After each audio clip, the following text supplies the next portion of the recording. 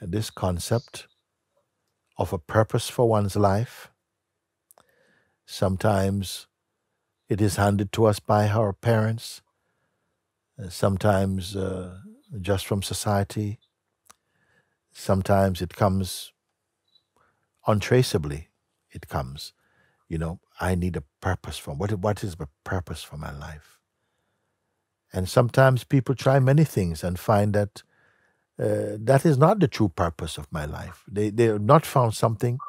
The purpose of your life, if you want, I can say, I'd rather propose something that not so much purpose, but opportunity of the life. Because as long as you are personal, we cannot read life truthfully. And so many things your mind will present. Yes, this thing to do, that thing to do. And it just keeps you on a treadmill of thinking, the next thing and the next thing, and pay very little attention to yourself. You say here, however, I have the feeling that I cannot grasp the purpose of my life, for I wish to serve a God who does not need to be served. In a way, there is something in that. It's not that we are serving God. God is not disabled. And, I need all these humans to do this for me because I can't quite move today. It's not service, does not mean that. Service is for you. Service is for us to grow, and to grow in unselfishness and generosity and kindness. There is a path called Karma Yoga, which is the path to God through selfless service. It means that we serve humanity, we serve life, not just humanity, all of life, without wanting to get something out of it. Like, we serve because we feel compelled to serve. I have met some beautiful beings like this in India, even in my recent trip. They take a joy in service. So even when some tasks others may see, whoa, but how could you do that? It's so hard carrying all these things up this hill to this place. And they're not doing it like bodybuilders to kind of build up some muscles. They're doing it out of love, and they're like this. It feels like that. They're not doing it to so much, God will be pleased. Some people feel I'm trying to please God. And this is okay. At least it's not trying to please their ego. Or unless they're trying to please an ego that like to feel like it's pleasing God. I don't know. But I can just say that there's something in us that as we become more true, our discernment become much more pure. I wish also to be part of his plan, but also understand that there's nothing to do. So something to do with maybe a kind of Christian orientation, and now discovering more yourself, not as a person who is going to be rewarded by God and find your purpose from that paradigm of looking, but more discovering that you are consciousness. And consciousness is not just the lazy man's way to enlightenment. Consciousness is discovering that actually it's not so much about the doing, but rather to know yourself as the very being itself. And that doing, the activities and actions, are the play of the life force, or the prana. The life force is the animating power of the universe. Maybe this is not easy to understand for many people. So the sense of doing good, okay, let's leave it like that. I do this and I do that for now. We say, I do this thing.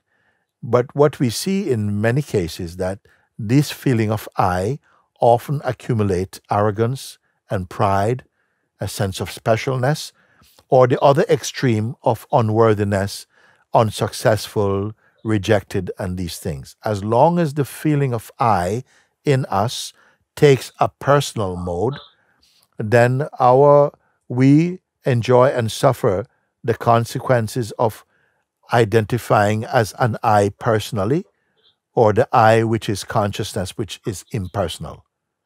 This is why I said earlier, don't make your stand as I in the body-mind field. If your I is placed as consciousness, everything becomes beautiful, more smooth. I will continue this great letter. I wish to be a part of God's plan, but also understand there's nothing to do. This is a mental thing to an extent, because even understand, it's not that there's nothing to do, activities will still continue to happen. But yourself acting as the doer of them will diminish in its sense of importance, because it's not just the doing, but who you are in that doing.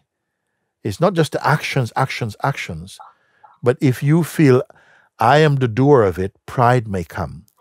If you see, by paying attention to your own being, that things happen unexpectedly, and very often when you're quiet and open, you see that in these happenings, although they appear to be spontaneous and unexpected, somehow carries you within them in a way that seems cared for and harmonious.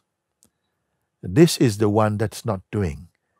You see, activities happen through this body, but still there's a sense that I'm not really doing. Many people in satsang, when they work together, like for instance, when we've had to travel to another country for satsang, our team may have to go to an ashram that hasn't been used for some months, so it looks neglected and it needs cleaning, and we all come together to work together. And many people will tell you, it's like we were wind assisted. It was like the wind of grace has carried us. We felt that we had to do so many things, get so dirty, but it turned out to be such a joy. We felt privileged to be part of this group, because if we sweated, our sweat tasted sweet to us because it was a joy. We were pulled into an unexpected vibration of much joy, and we simply became unafraid of participating like that. In a sense, they're saying we forgot ourselves and we became ourselves. You see? So, Daniel, let me read a little bit more from you. Although there is always more silence in my life, there's also a huge worry that I won't be useful to God. Let me tell you something. In this play of life, whether you like it or not, you play a role that has been designated to play. Okay? The role in itself, in its outer expression, is one thing, but you are to understand inside your being your true nature.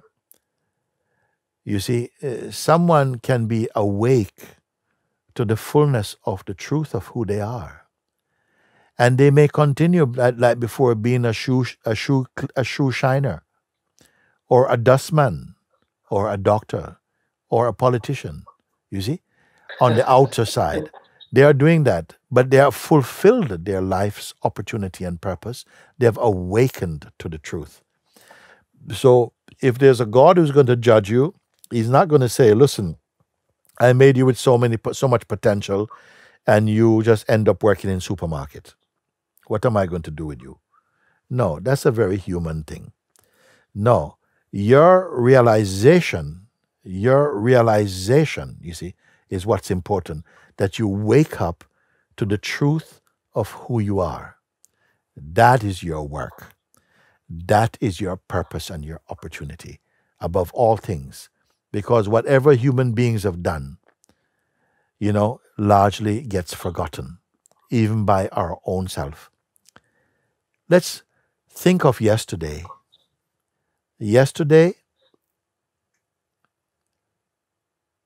was just in some way, just like we're sitting now, and I can look at you or you can look at me. You're sitting here, you're aware of your sense of presence and all of this now.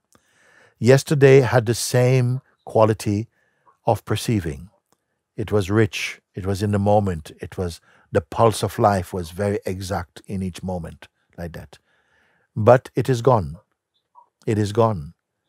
I cannot reach back and take a sample of yesterday and bring it back and show you today. That is the nature of the play of life. of the nature of forms and shape and time. It's continuous flux, okay? And yet there is something here that's not a flux. It is aware of movement, and it's aware of movement by itself being totally still. This is how it is, you see. We have to realize, what is that principle? What is that? That all of life, in all of its most rigorous expression, cannot affect it. A great sage, Sri Nisargadatta Maharaj, he said this thing. He said, I am that principle that witnessed the dissolution of the entire universe, yet I remain untouched. Little man from Mumbai smoking bidis is saying this. He's saying this. A giant of spirituality and of realization. It's not so much about what you do, but what you come to realize about yourself and what you are. This satsang, this gathering today, is just for that opportunity. That is the opportunity. You are fulfilling your opportunity and your purpose by being present to check within yourself and to look and to come to the place of such total stillness, such total perfection as I perceive within this body-mind, and know without any doubt that that is the fundamental reality of yourself. And it is not a concept, it is not a philosophy, it's not a religion, it's not even a path even, you see.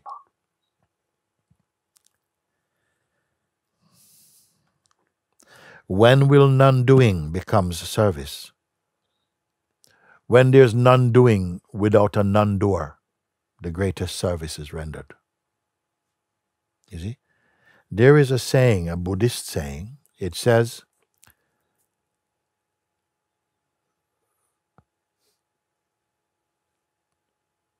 chopping wood. Before enlightenment, chopping wood, and something about water, like fetching water, chopping wood before enlightenment. After enlightenment, fetching water, chopping wood. They said that, I read it, you know? But I had it something. It said, before enlightenment, chopping wood and fetching water, same way.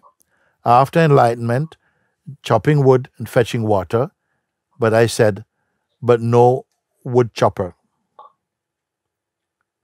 No water fetcher. What it means. The identity of being the doer of it was just, it's like giving a natural universal happening the shape of an individual doer accomplishing it.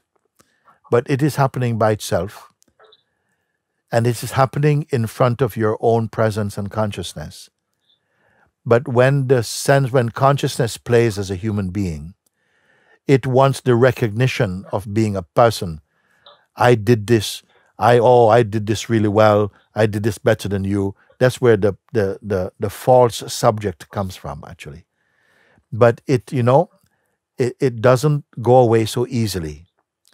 And I'll tell you, don't try to force its leaving. Only try to understand this. And to also not just to understand, but to verify, to prove it. You see, you are experiencing anyway. You cannot go and say, okay, today I've experienced enough. So tomorrow, or yesterday I've been experiencing so much. Today I'm taking a day off from experiencing. I'm not going to experience anything. You can't stop experiencing. Experiencing is just happening. You're not the doer of experiencing. Experiencing takes place in consciousness, witnessed in consciousness. Who is this witness? You are here. Give this a chance, because I feel that we have been too deeply impregnated with this concept of being a doer. And the doer idea in us makes us largely over-responsible, not responsible, pride, arrogance, all of these things came in with it. When will non-doing becomes service? How can I serve even before completing my task of realizing my true nature? Realize the task. I wouldn't be putting a task of realizing. I say the opportunity and the joy of realizing your true nature. That is, I would put it, the single most important opportunity,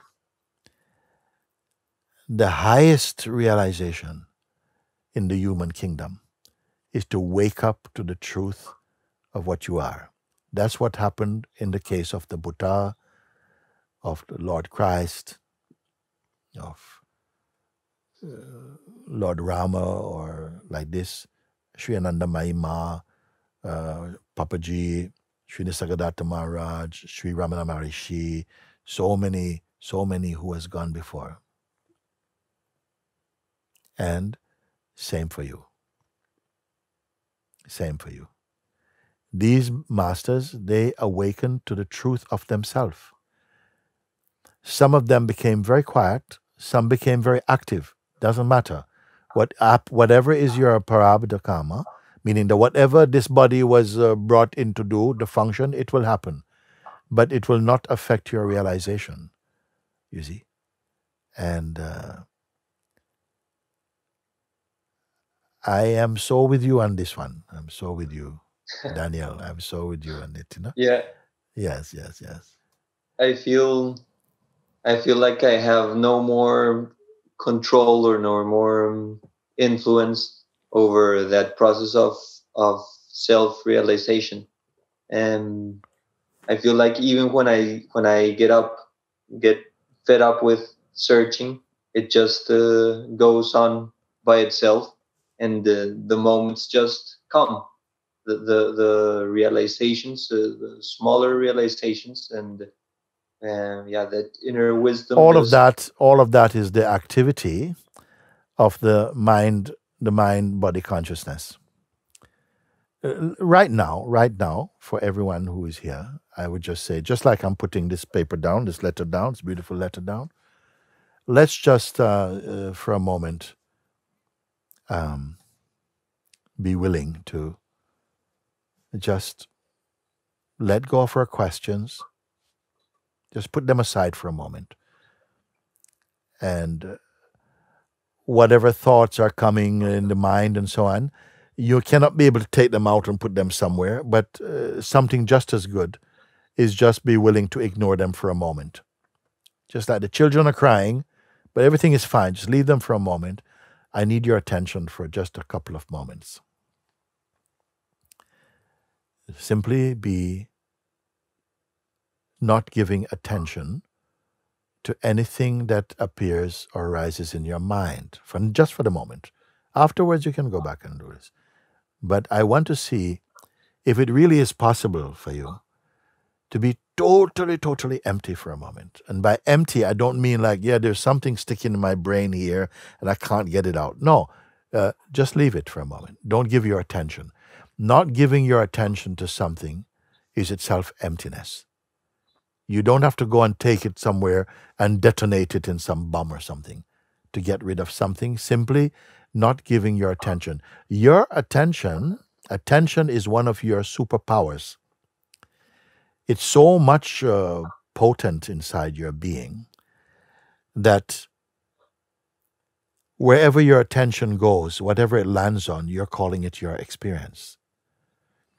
Attention has been given a very, very high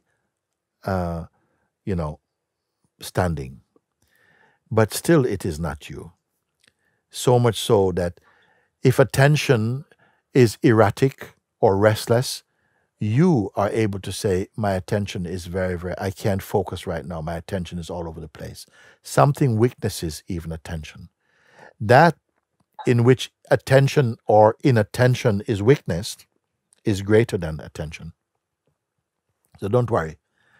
All I'm saying, don't give out your attention to anything at the moment, just for a few moments. Leave everything for now. Just as though a space has opened and everything is just out. And do it. You can. It's very safe. I am here with you. Say, just allow this now. So whatever thought of past or future, or even of your most intimate personal identity and memories, just leave this. Leave them for a moment. Leave them. Just like when you go into sleep, and deep sleep has happened, all those are nowhere to be found. But now you are doing it consciously. Consciously leave everything. It's possible. It's possible. Do. And it does not take long. Some people can be in this state in an instant. If you say yes, but some thoughts are still here buzzing around like wasps, it doesn't matter. Don't give them attention and leave them there. Learn to do this. If you don't succeed tonight, keep practicing and see. It becomes easier. So leave everything. Leave everything right now. Hold on to no shape at all.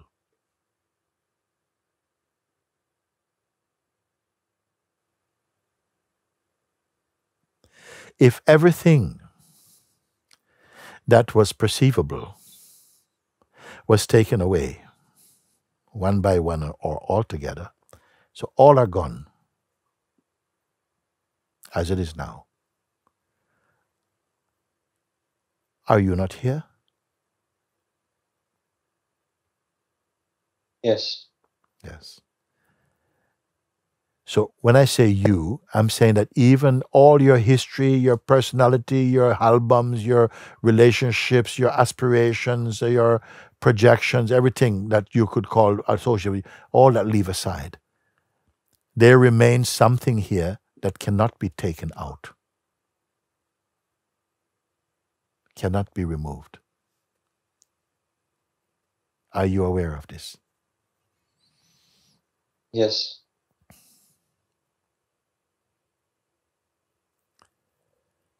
Are you dead? No, it is just my presence. You say this is your presence? I think so. I can't give it any name. Yes. Don't create. Don't imagine.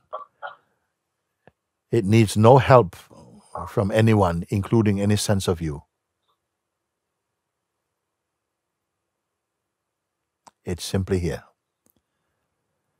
In fact, it's more here than you. It's more here than the you that you consider yourself to be. No imagination, no creative thinking, no time needed. This that you are paying attention to,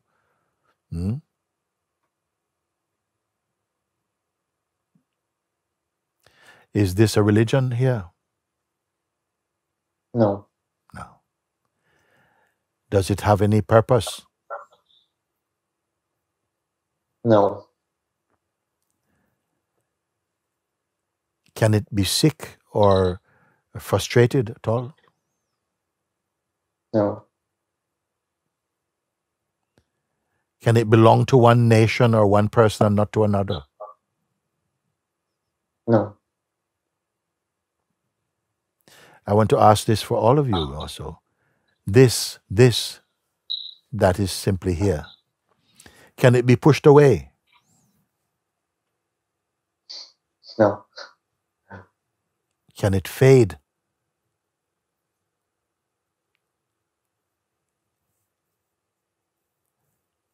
Can it fade? Just imagine that, okay, use your imagination. Tomorrow, you have to go to work and so on. Can it go away?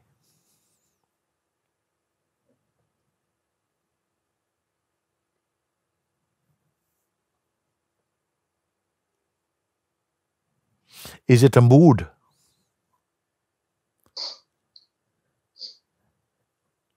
Is it a feeling?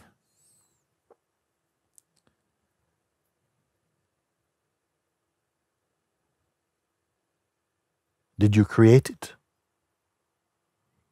No.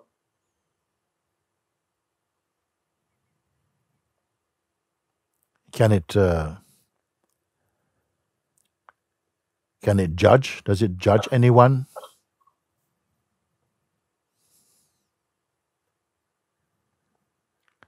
Does it look towards a sense of a you and say, oh, what have you done with this opportunity and purpose I've made for you?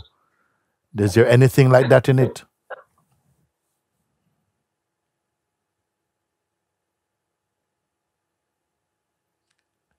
Was it born? Does it have a date of birth? Can it end? Can it die?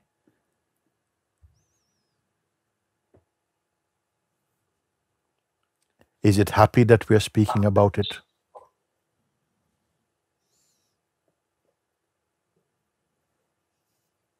I'm just so lost right now. Like, Who is this I that is lost? I cannot find it. You know why you cannot find this I? Because it cannot exist here. Don't panic. I'm here. I'm here. Okay? The mind is saying, oh, I'm lost. Oh, where am I? I can't find it. But it's just wind. You're here. This is you too. In fact, this is you, yourself, what you are, not personally. This is you totally, in fact.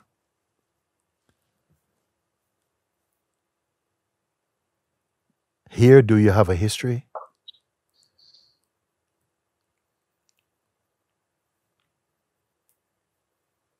You see, as long as you're holding on to the past or mind or identity, some fear might come here. But if you truly leave them aside, you are finally home. Exactly this is what the Buddha discovered. This is at the heart of Christ consciousness, Krishna consciousness. This is your God self, your consciousness self. It has no history, uncreated, imperishable.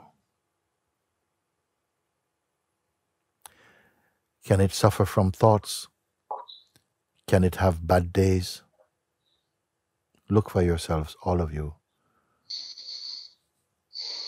Is it personal? The person and the personal is highly overrated, imagined. This is your true place. This is the only place that you can say is eternal or timeless, deathless.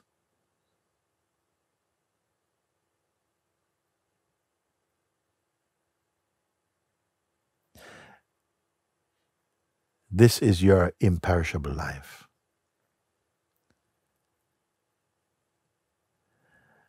Of course, the mind is going to rebel and say, oh, look at that, you're lost, what you're going to do?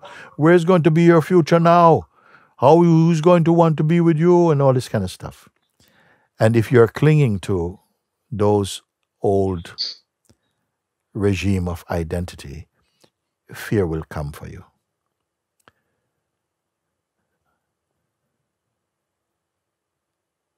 You see, although this is my natural state, functioning in the world happens. I can still send an email or speak like I am now. I'll enjoy my meals I love going to the walk in the forest, speak with friends, and everything is natural for me. But nothing is really sticking. And it need not be sticky. I have a family. I have a son and a daughter. I have all these things are here with me. You see? But can trouble come? Yes, some things can come like this, but they're so superficial. And none of them stay. Everything that comes goes. This is the nature of things. And that is the nature of shapes. All come, all go. There's nothing bad in that. It is truthful. From the beginning of the play of time, it has been like that. But here that I'm pointing you to, there is no time. We have not really understood. We have brought here sometimes our own concepts, wanting our conceptual identity to have a role here. There's no roles here. Here, there's only the pure bliss of the real. Here, the perfume is love and peace and joy and harmony. Here, when you speak, wisdom comes.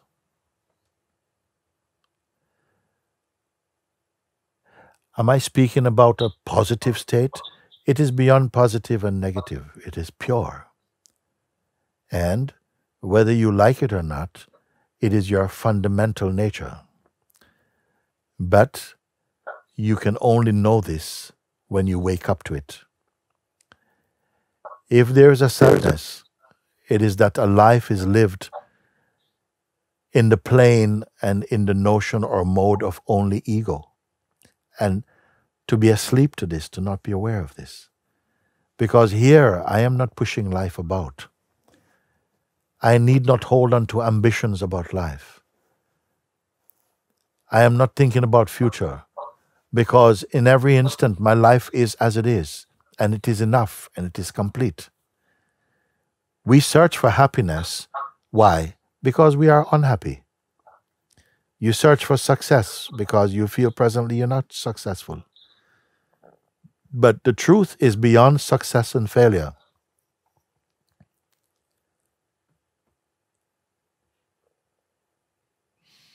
I am at this place.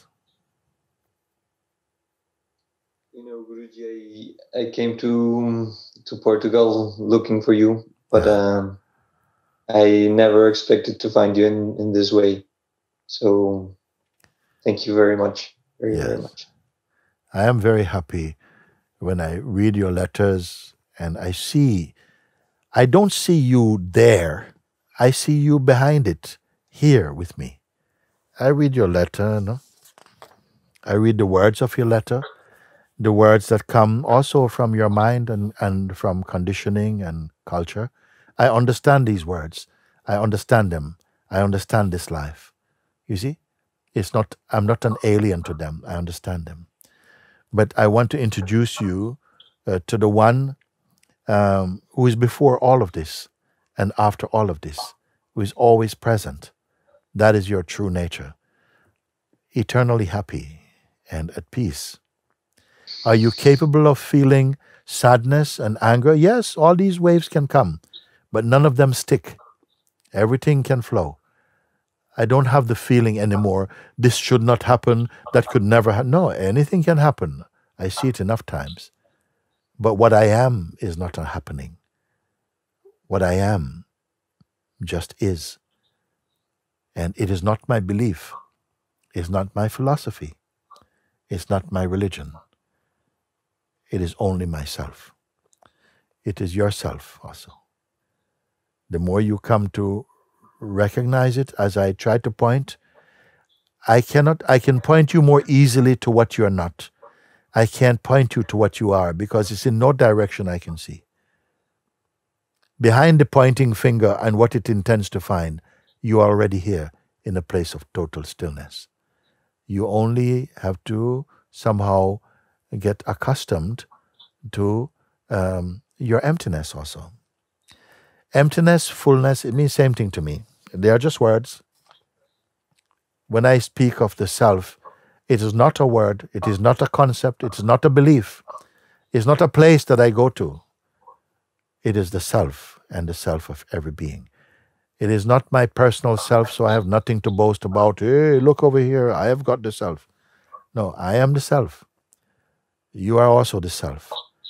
But to awaken to this and to recognize it experientially, this is the opportunity that I see and I try to encourage you towards. The old ways of thinking has not served you. It has made you feel like a failure. I am not showing you a new way of thinking necessarily. I'm showing you what is timeless in you. Because if I show you a new way of thinking, it will bring its own new troubles also.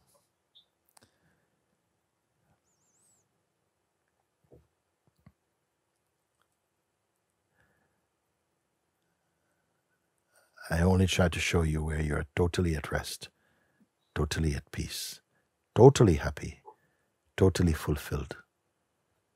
And it's not a personal accomplishment.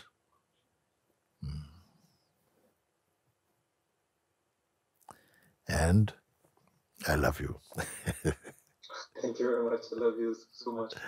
Everything about you truly is lovable. All of you. Everyone. Yes. Because only from the self can love really flourish. For the self, to the self, by the self, in the self. I have these meetings like this just to have the opportunity to keep reminding you until you need not be reminded. And it's a great joy and privilege for me.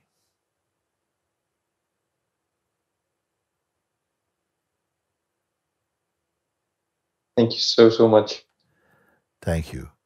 Remember, it takes, as I said earlier, the personal state is a high maintenance state, and it produces so little.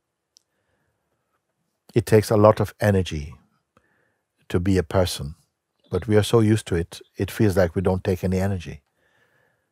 But in reality, it takes no energy to be your true self. But from the standpoint of the person, it's really hard to be your true self. This is the paradox, you see. And this paradox is changing as we speak and as we are. Thank you. Thank you. Thank you very much. Okay. I feel it's a good note to leave and to end on today.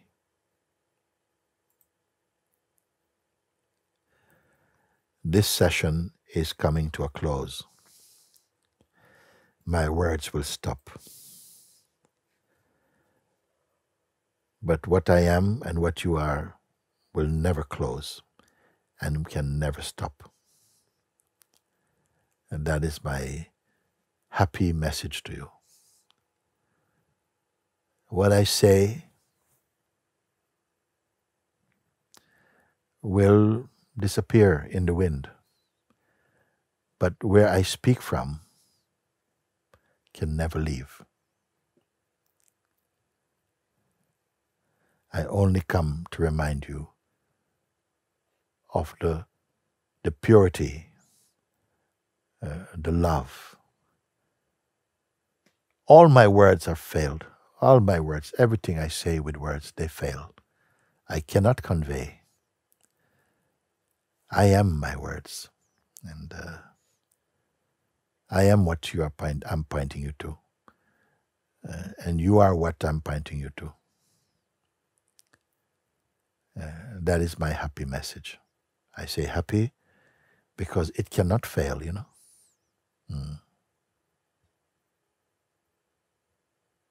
So I would like to take just a few moments to sit quietly with you, if you allow me to do this, before we come to close and to thank you for your attention. I know that sometimes when we speak like this, because the mind is present, no? He comes. And to be truthful, the mind has to hear this also. But he rebels while he's in this world and while he's in the shape that you have given him. He will rebel. He is the voice that feels intimate to you, even a part of you.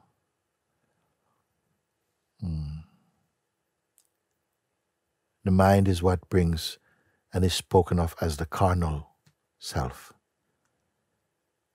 He's largely function as the deceiver. When the Spirit of Truth incarnates into a body and takes on the qualities of the form, it is deceivable. And the mind comes to play the role of the deceiver. Somewhere in all of this is a tremendous love of God and of truth, that we must experience this game, and by the power and the wisdom that is latent within ourselves, to transcend this realm of illusions and delusions.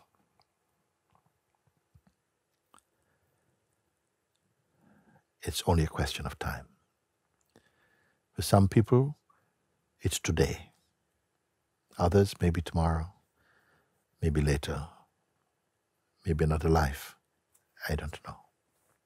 But I'm here with you today, and happy that beings such as yourself are on this planet. Because if you were not, if there was no interest for the truth, I would not wish to be here. So with this love, I come to you, and just to remind, Father is not waiting. He's always here. The truth is not waiting. It's not impatient. It's not judging. It's not like a human being. It's perfect. And the greatest news of all, this is the real you. Thank you.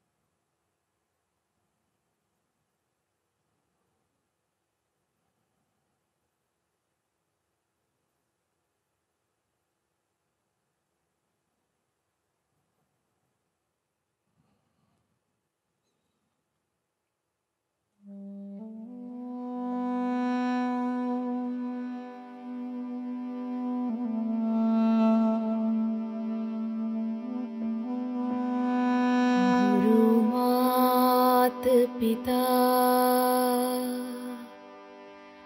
गुरु बंधु सखा गुरु मात पिता गुरु बंधु सखा तेरे चरणों में स्वामी मेरे कोटि प्रणाम। तेरे चरणों में स्वामी मेरे कोटि प्रणाम। प्रियतम तुम्हीं प्राणनाथ तुम्हीं प्रियतम तुम्हीं हृदयनाथ तुम्हीं। तेरे चरणों में स्वामी मेरे कोटि प्रणाम। तेरे चरणों में स्वामी